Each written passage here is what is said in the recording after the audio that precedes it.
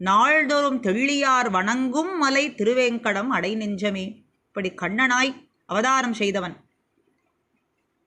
திருவேங்கடத்திலே எழுந்தருளியிருக்கும் சௌலபிய மூர்த்தியான திருவேங்கடவனே ஆவான் என்று சொல்றார். அதற்கு மேலேயான கடைசி அவதாரம் கல்கி. கலி கோலாகலத்தை முடிக்கவே எம்பெருமான் கல்கி அவதாரமாய் எடுக்கிறான்னு சொன்னால் கலௌ வேங்கடநாயகா என்று சொல்வதனாலே அந்த கல்கி அவதாரம் எடுத்ததும் எடுக்கப் போவதும் திருவேங்கடத்து எம்பெருமானே ஆவான் என்பதையும் நாம் கொள்ளலாம். இப்படி திவ்ய தேசத்திலே ரதசப்தமி அன்று குடவரை வாசல் வரைக்கும் பல அவதாரங்களை நேர்த்தியாக ஆபரணங்கள்லாம் சார்த்தி கொண்டு எம்பெருமான் சேவை சாதிக்கிறான். மத்ஸ்ய அவதாரத்தோடு வெளியே கிளம்பி வந்து சேவை கொடுத்து விட்டு மறுபடியும் உள்ளே சென்று அடுத்த அவதாரம் என்ன, இப்படி பல அடியார்களுக்கு குணங்களை பிரவகிக்கக்கூடிய 10 அவதாரங்களை காட்டி அருளுகிறான்.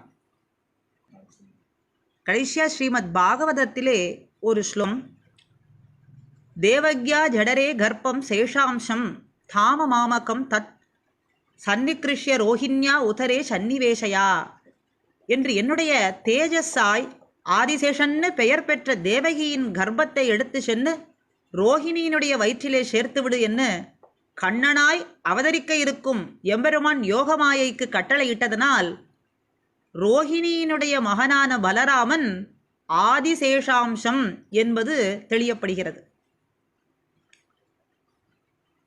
சங்கர்ஷணன் என்னும் ஒரு நாமம் பலராமருக்கு உண்டு. சங்கர்ஷணன் என்னால் கர்ப்பத்தை இழுத்து ஒரு இடத்திலே இருந்து இழுத்து மற்றொரு இடத்திலே சேர்த்து வைப்பது. அப்படி சேஷாம்ச பலராமனாய் சங்கர்ஷணனாய் அவதாரம் செய்த எம்பெருமான், கண்ணனாய் அவதாரம் செய்த எம்பெருமான், கல்கி ரூபமாக அவதாரம் செய்யப்போகும் எம்பெருமான் அத்தனையும் திருவேங்கடநாதனே ஆகும் ஆவாய். அப்படி பல சேவைகளை நாங்கள் காண வேண்டும், அதனால் துயில் வேண்டும் என்னும் சுவாமி பிரார்த்திக்கிறார். ஆக மீனாக்கிருத்தே கமடகோல நிருசிம்ம வர்ணின்ன சுவாமின் பரஸ்வத தபோதன ராமச்சந்திர சேஷாம்சராம யதுநந்தன கல்கிரூப ஸ்ரீ வெங்கடாச்சலபதே தவ சுப்பிரபாதம். இந்த சேவைகளையெல்லாம் காண வேண்டி நாங்கள் ஆவலாக உன் முன்னே வந்து நிற்கிறோம். நீ எங்களுக்கு இந்த சேவையை தர வேண்டி துயில் எழ வேண்டும் என்று பிரார்த்திக்கிறார். அடுத்ததான 25வது ஸ்லோகத்திலே ஏலாலவங்க கனசார சுகந்த தீர்த்தம் திவ்யம் வியச்சரதி ஹேமகடேஷு பூர்ணம் திருத்வாத்ய வைதிக சிகாமனயக பிரகிருஷ்டாக ஸ்ரீ வெங்கடாச்சலபதே தவ சுப்பிரபாதம். ஏலக்காய், லவங்கம், பச்சை கற்பூரம் போன்ற உயர்ந்ததான நறுமணமிக்க வஸ்துக்களை நாங்கள் கொணர்ந்து வந்திருக்கிறோம். எம்பெருமானே, இதையெல்லாம் நீர் திருமஞ்சனத்திற்காக பெற்றுக்கொள்ள எழுந்திருக்க வேண்டும் என்று பிரார்த்திக்கிறார். பெரியாழ்வார் கண்ணனை நீராட அழைப்பது வெண்ணை அணைந்து குழுங்கும் விளையாடு புழுதியும் கொண்டு எண்ண புளிப்பழம் கொண்டு நீராட வர வேண்டும் என்று பிரார்த்தித்தார். அங்கு நீராடவாராய் என்று பிரார்த்தித்தார். இங்கே நீராடுவதற்கு எழுந்திருக்க வேண்டும் என்று சுவாமி பிரதிவாதி பயங்கரமண்ணா பிரார்த்திக்கிறார் சுப்பிரபாதத்திலே. அங்கே எண்ணெய் புளிப்பழம் கொண்டு நீ நீராடுவதற்கு வர வேண்டும் என்றார். இங்கு திருவேங்கடமுடையானுக்கு ஏலக்காய், லவங்கம், பச்சை கற்பூரம் போன்ற உயர்ந்த வஸ்துக்களாலே உனக்கு திருவாராதனம் செய்ய நாங்கள் காத்து கொண்டிருக்கிறோம். அதனால் பகவானே நீ எழுந்திருக்க வேண்டும் என்று பிரார்த்திக்கிறார். வைதிக சிகாமனயகா, வைதிகர்களிலே தலை சிறந்தவர்கள்.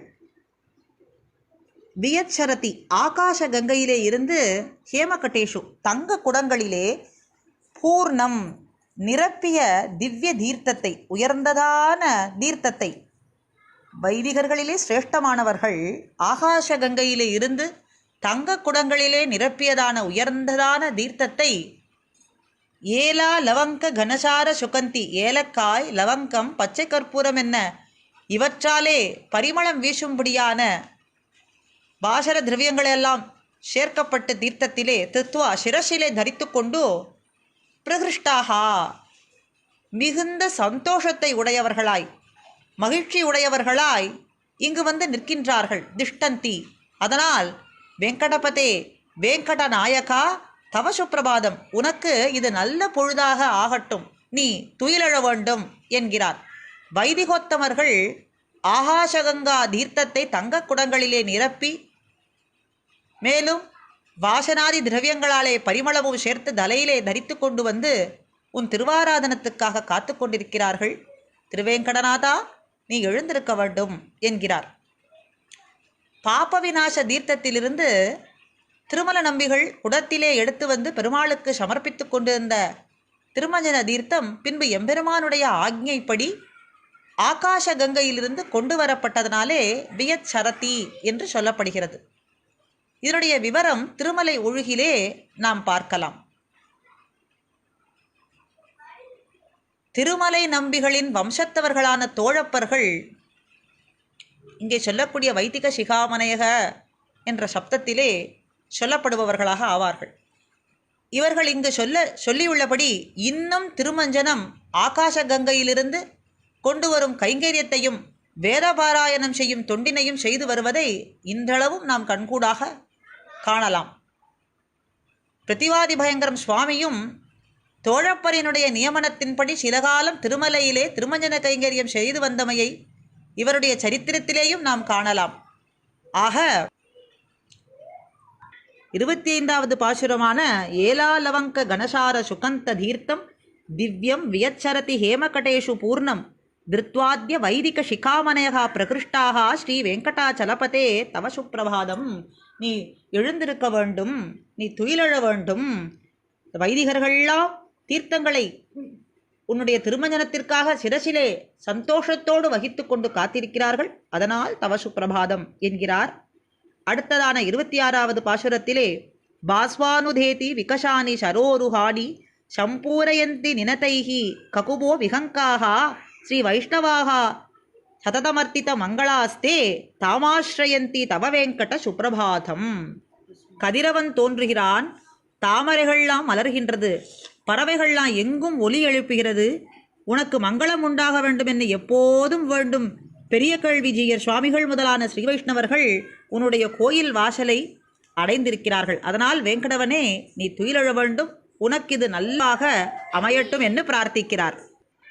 பாஸ்வான் சூரியன் உதேதி உதிக்கிறான், ஷரோருஹானி தாமரை மலர்கள் விகஷானி சந்தி மலர்கிறது, விகங்காஹா பறவைகள் ககுப திசைகளை நினதைஹி தம்முடைய ஒலிகளால் சம்பூரயந்தி நிரப்புகின்றது, ஸ்ரீ வைஷ்ணவாகா ஸ்ரீ வைஷ்ணவர்கள் சததம் எப்போதும் அர்த்தித்த மங்களாகா உனக்கு மங்களங்கள் வேண்டுபவர்களாய் தேதாம உன்னுடைய திருக்கோவிலை ஆசிரயந்தி அடைந்திருக்கிறார்கள். அதனால் வெங்கடவா தவ சுப்பிரபாதம், உமக்கு இது நல்ல பொழுதாக அமையட்டும், நீ துயிலெழ வேண்டும் என்று பிரார்த்திக்கிறார்.